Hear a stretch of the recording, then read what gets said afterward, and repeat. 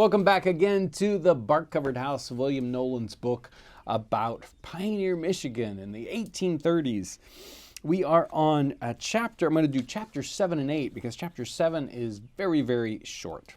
Trouble came on the wing.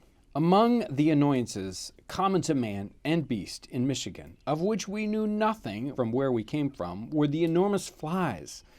There were of two kinds that were some pests to the cattle. They actually ate the hide off in spots. First, we put turpentine mixed with sufficient grease so as to not take the hair off on those spots. But we found that fish oil was better. The flies would not bite where that was.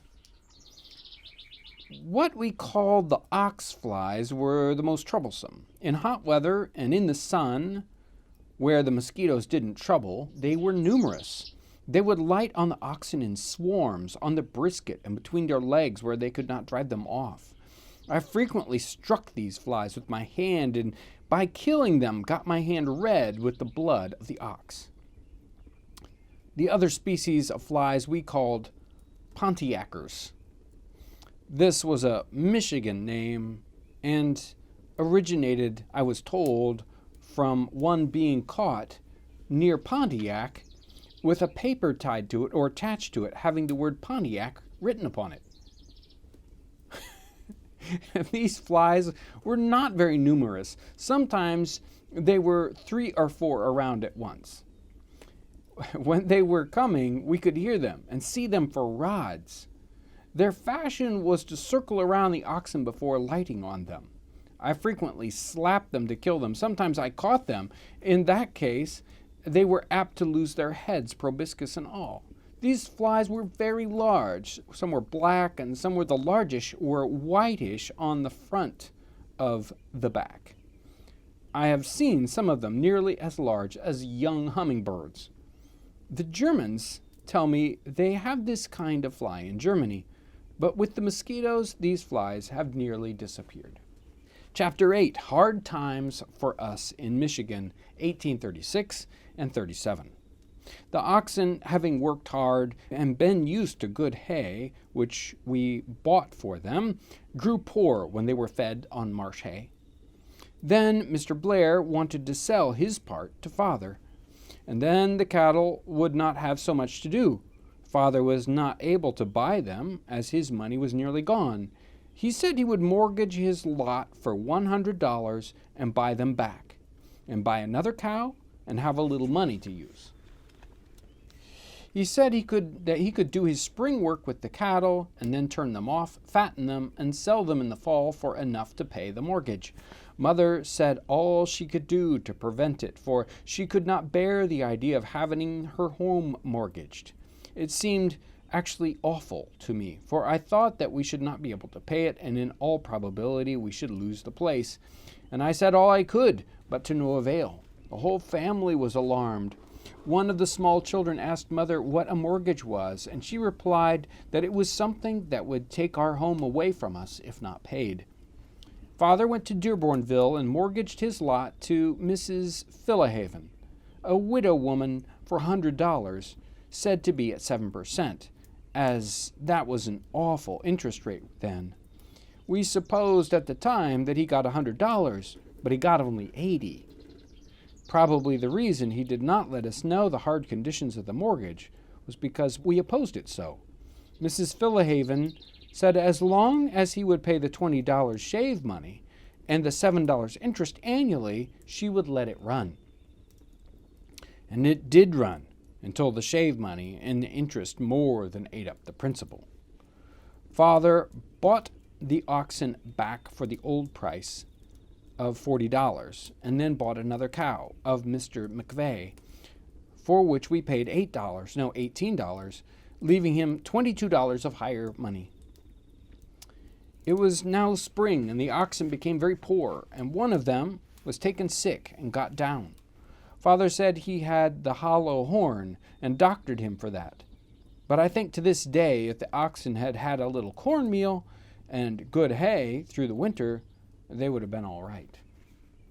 After the ox got down, we could not get him up he still ate and seemed to have a good appetite. I went to Dearbornville, bought hay at the tavern, and paid at the rate of $1 a hundred.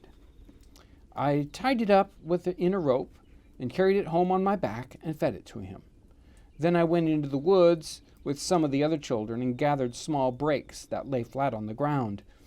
They grew on beech and maple land and kept green all winter. The ox ate some of them, but he died. Our new cow also died in less than 2 weeks after Father bought her. Then we had one ox and our old cow and 2 young cattle we had raised from her that we kept through the springtime. And in the summer the other ox had the bloody murrain and died. Then we had no team and no money to get a team with, and our place was mortgaged. Now when Father got anything for the family, he had to bring it home himself. He got out of potatoes. These he bought at Dearbornville and paid $1 a bushel for them, and he brought them home on his back. And he sent me to the village for meal.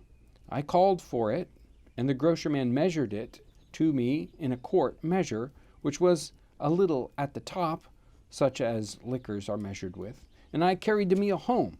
And in this way we had to pack home everything we bought.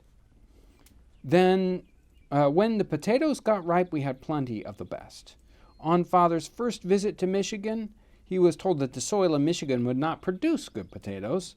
We soon found that this was a mistake, for we had raised some good ones before, but not enough to last through the summer. We still had wheat, but sometimes had to almost do without groceries. We always had something to eat, but sometimes our living was very poor. Sometimes we had potatoes and milk, and sometimes thickened with milk. This was made by damping with flour, rolling it into little fine lumps and putting them into boiling milk with a little salt and stirring it until it boiled again. This was much more palatable than potatoes and milk. One afternoon, 2 neighbor girls came to visit us. They stayed late, and after they went away, I asked Mother why she did not give them some tea, and she said she had no tea to give them, and if she had given them the best she had, they would have gone away and told how poor we were. Mother had been used to better days, to treating her guests well, and her early life in Michigan did not take all of her spirit away. She was a little proud as well as I, but I have learned that pride, hard times, and poverty are very bad companions. It was no consolation to think that the neighbors, most of them, were as bad off as we were. This made the thing still worse. That's tough times. The animals that you rely on, that you've just mortgaged your property to keep, die. And that is a difficult pill to swallow.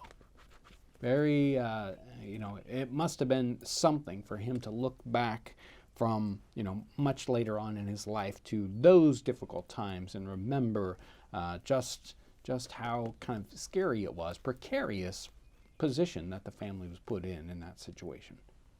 Well, I hope you've enjoyed this reading of The Bark-Covered House. We will continue, and the next chapter is about the summer hunt. That's going to be a fun one. So thanks for coming along today. I hope you have a wonderful day, and thanks for watching.